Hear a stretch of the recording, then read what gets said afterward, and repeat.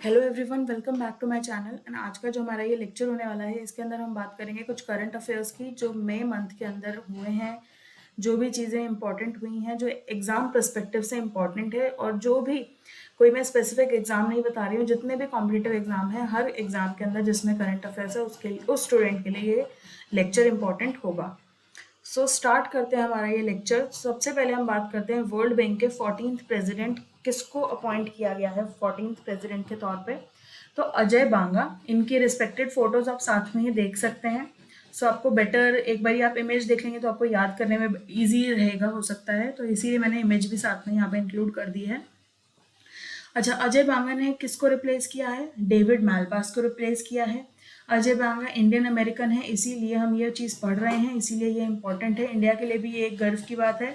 World bank जो है international level पर एक फाइनेंशियल इंस्टीट्यूशन है, और इसका हेड क्वार्टर किधर है? तो वॉशिंगटन डीसी के अंदर है। एंड वर्ल्ड बैंक जब बेसिकली एस्टैब्लिश हुआ था 1944 के अंदर, तो इसका नाम वर्ल्ड बैंक नहीं था, इसका नाम था international bank for reconstruction and development, IBRD। And इसकी अभी करेंटली में कितने मेंबर कंट्रीज हैं? तो 189 मेंबर कंट्रीज अभी इसकी करेंटली में हैं। अच्छा, इसके बाद एक चीज़ और, जैसे वर्ल्ड बैंक का आपको हेडक्वार्टर याद रखना होता है, तो वर्ल्ड बैंक में इंटरनेशनल फाइनेंशियल इंस्टीट्यूशन है, फाइनेंशियल एड प्रोवाइड कराता है कंट्रीज को। बेसिकली कोई भी ऐसे ही जाएगा और लोन वो दे देंगे, ऐसे थोड़ी होगा। तो अगर आप ऐसे ही जाओगे विदाउट डॉक्यूमेंटेशन और उनसे लोन मांगोगे तो वो आपको धो देंगे, और धोएंगे कैसे? वॉशिंग मशीन में। तो उसी तरीके से आप याद रख सकते हो, वॉशिंगटन डीसी में इसका हेडक्वार्टर है। अच्छा, नेक्स्ट आता है हमारा LIC, life insurance corporation of India. इसको एस्टैब्लिश कब किया गया था? 1 सितंबर 1956 के अंदर। इसका हेडक्वार्टर मुंबई में है, और इसके चेयरमैन के तौर पे अपॉइंट किया गया है सिद्धार्थ मोहंती को। यही चीज़ इंपॉर्टेंट है बेसिकली, बट नीचे मैंने 8 जोनल ऑफिसेज भी बताए हैं कि LIC के जोनल ऑफिसेज और कहाँ कहाँ हैं। दिल्ली, चेन्नई, मुंबई, हैदराबाद, कानपुर, कोलकाता, भोपाल और पटना। और ये जो जोनल ऑफिसेज हैं, इनको याद करेंगे, एक ट्रिक भी लिखी है मैंने, जैसे BCD हर खेत कुआं इन MP। इनका कोई रोल नहीं है, इन वैसे ही लिखा है। BCD ये इनिशियल्स इंपॉर्टेंट है ही, हर से H, खेत से K, कुआं से K, फिर इन को छोड़ दीजिए और फिर MP। तो इन इनिशियल से ये सारे लेटर्स या ये सारे स्टेट्स के नाम आ जाएंगे, और ये आप इजीली याद रख सकते हैं। MCD से बस BCD हो गया है। अच्छा, तो ये मैं बता देती हूँ, B से भोपाल है, C से चेन्नई है, D से दिल्ली, H से हैदराबाद है, K से कानपुर, K से कोलकाता, M से मुंबई और P से पटना।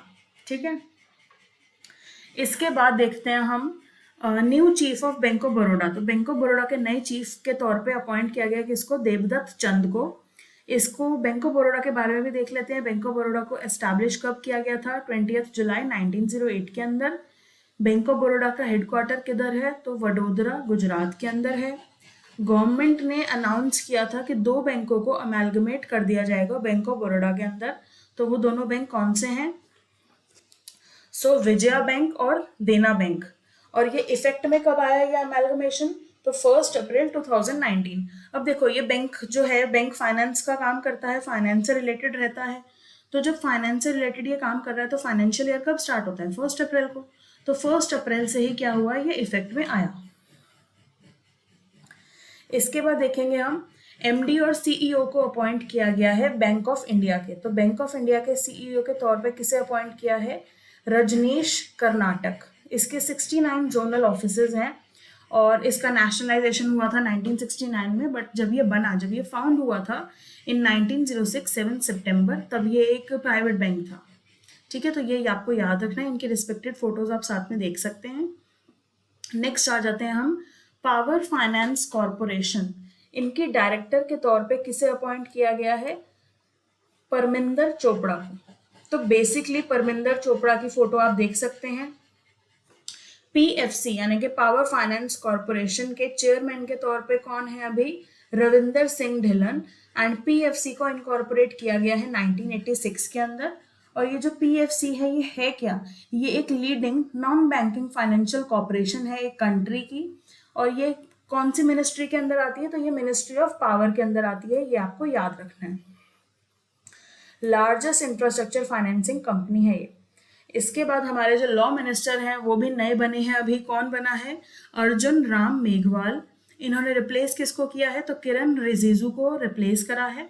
और ये हिस्ट्री में पहली बार ऐसा हुआ है कि कोई लॉ मिनिस्टर बना है और लॉ मिनिस्टर बनने से पहले वो कैबिनेट मिनिस्टर नहीं थे। तो ये फर्स्ट टाइम हुआ है। तो ये जो अर्जुन राम मेहवाल हैं ये कौन थे? Former minister of state for parliamentary affairs थे। तो ये इसीलिए इंपॉर्टेंट है, ये आपको याद रखना है, इसलिए मैंने यहाँ पे ये नोट किया है। इसके बाद नेक्स्ट इंपॉर्टेंट पॉइंट आता है, सुप्रीम कोर्ट में अभी 2 जजेस ने ओथ ली है। सो ये इंपॉर्टेंट है। तो क्या क्या नाम है उनके? प्रशांत मिश्रा और दूसरे हैं KV विश्वनाथन। प्रशांत मिश्रा जो है वो chief justice of high court रह चुके हैं। कौन सा हाई कोर्ट? आंध्र प्रदेश का high court. And KV Vishwanath जो है वो सीनियर एडवोकेट रह चुके हैं। सो लेफ्ट साइड पे जो आप फोटो देख सकते हैं वो प्रशांत मिश्रा जी की है एंड KV विश्वनाथन की फोटो आप देख सकते हैं राइट साइड में। और इन दोनों ने ओथ ली, इन दोनों जस्टिस, ये दोनों जस्टिस बन गए और जस्टिस के तौर पे इन्होंने ओथ लेने के बाद जो सुप्रीम कोर्ट का फुल स्ट्रेंथ है 34 जजेस का वो कंप्लीट हो गया है अब।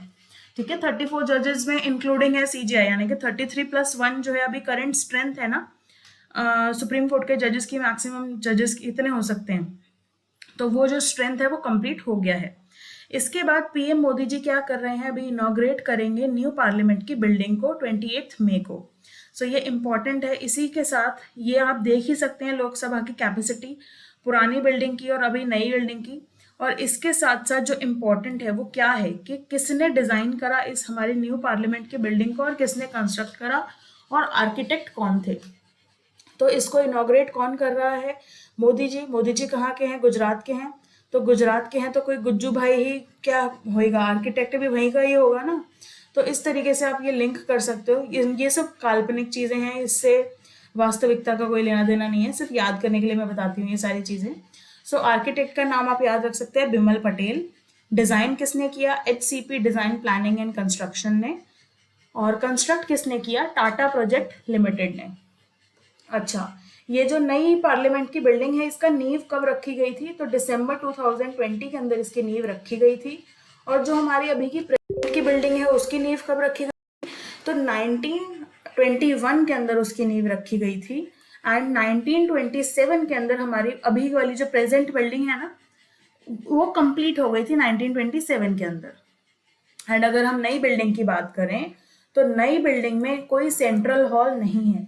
अगर कोई जॉइंट मीटिंग होगी तो वो लोकसभा के जो रूम है वहीं पर ही होगी। अच्छा, इसके बाद ये भी चीज है जो मानसून सेशन है वो अब नई बिल्डिंग के अंदर ही होगा। तो ये सारी चीजें इंपॉर्टेंट है। प्लस अब नई बिल्डिंग बन गई है तो पुरानी बिल्डिंग का क्या होगा? तो पुरानी बिल्डिंग 100 साल पुरानी है, तो 100 साल पुरानी है दैट मीन्स वो एक हेरिटेज एसेट की तरह हम उसको कंजर्व करके रखेंगे। इसके बाद आ जाता है जोमैटो। जोमैटो जो है उसने कोलैबोरेट करा है एक बैंक के साथ। कौन सा बैंक है? ICICI bank. So ICICI bank ने लॉन्च करा है जोमैटो के साथ मिलकर एक जोमैटो का ही UPI, ताकि जो भी कंज्यूमर्स हैं जोमैटो के या जो भी यूजर्स हैं उनको दिक्कत ना आए 2 एप्स में स्विच करने की पेमेंट के टाइम पे। तो इसीलिए उन्होंने ये इनिशिएटिव लिया है, ये कोलैबोरेशन किया है। अब बात कर लेते हैं कि जो जोमैटो है वो कब फाउंड हुआ या कब स्टार्ट हो गया था या कब एस्टैब्लिश हो गया था? तो 2008 में हुआ था। और इसके फाउंडर्स आप देख सकते हैं, जोमैटो के 2 फाउंडर हैं, दीपिंदर और पंकज। ठीक है, ये दोनों आपको याद रखना है। इतने तो याद रखना है कि कहीं पर अगर आ जाए तो आप पहचान सको ऑप्शंस देख के कि हाँ यही करेक्ट आंसर है। इसके बाद पंजाब का ट्रेडिशनल मार्शल आर्ट का नाम क्या है? गतका। इसको फीचर किया जा रहा है 2023 के नेशनल गेम्स के अंदर। अभी जो 37th नेशनल गेम्स होंगे 2023 में गोवा के अंदर होंगे, अक्टूबर मंथ के अंदर होंगे, उसी के अंदर गतका को फीचर किया जा रहा है। और गतका का इंपॉर्टेंस कब से स्टार्ट हुआ? तो जो गुरु थे अर्जन देव, उनको जब मुगल्स ने मार दिया था तो उनके जो बेटे थे हरगोविंद गुरु हरगोविंद, उन्होंने ही प्रोपेगेट किया था गतका का आइडिया कि बेसिकली हमारे ऊपर जितने भी अत्याचार हो रहे हैं हम इस फॉर्म में उनको फाइट करेंगे। सो इसीलिए ये इंपॉर्टेंट है। सिंपल ये भी पूछ सकते हैं कि पंजाब का ट्रेडिशनल मार्शल आर्ट है क्या, उसका नाम बताओ। अच्छा, नेक्स्ट आता है पेटीएम ने अपॉइंट किया है किसको एज प्रेसिडेंट एंड COO? तो भावेश गुप्ता को अपॉइंट किया है उन्होंने एज प्रेसिडेंट एंड COO। इसके बाद पेटीएम कब एस्टैब्लिश हो गया था? 2010 के अंदर। एंड पेटीएम की एक फाउंडर कंपनी है, या मैं बोलूँ पेरेंट कंपनी है, वो कौन है? 197 कम्युनिकेशंस लिमिटेड। पेटीएम के या फिर ये जो 197 कम्युनिकेशंस लिमिटेड है, इसके फाउंडर कौन है? विजय शेखर शर्मा। तो ये नाम याद रखना है, विजय शेखर शर्मा। जैसे जो चीज न्यूज में होती है ना, तो उससे रिलेटेड कुछ भी चीजें आगे पीछे से वो पूछ सकते हैं। ऐसा नहीं है सिर्फ पेटीएम के प्रेसिडेंट को अपॉइंट किया है तो वही पूछेंगे, पेटीएम के बारे में कुछ पूछ सकते हैं, कुछ अदर रिलेटेड चीजें पूछ सकते हैं। तो जो मुझे इंपॉर्टेंट लगता है मैं वही आपको यहाँ पे एक्सप्लेन करती हूँ। इसके बाद नेक्स्ट पॉइंट आ जाता है कि जो यूएस सीनेट है यानी यूएसए की जो पार्लियामेंट है, उन्होंने अप्रूव कर दिया है गीता राव गुप्ता को एज एम्बेसडर। ग्लोबल लेवल पर जितने भी वुमेन इश्यूज होंगे उनके एम्बेसडर बना दिया है गीता राव गुप्ता को। और जो गीता राव गुप्ता है वो एक इंडियन अमेरिकन है, इसी वजह से ये इंपॉर्टेंट है, हमारे इंडिया के लिए भी गर्व की बात है। एंड इनका नाम जो है वो जो बाइडेन ने रिकमेंड किया था या नॉमिनेट किया था।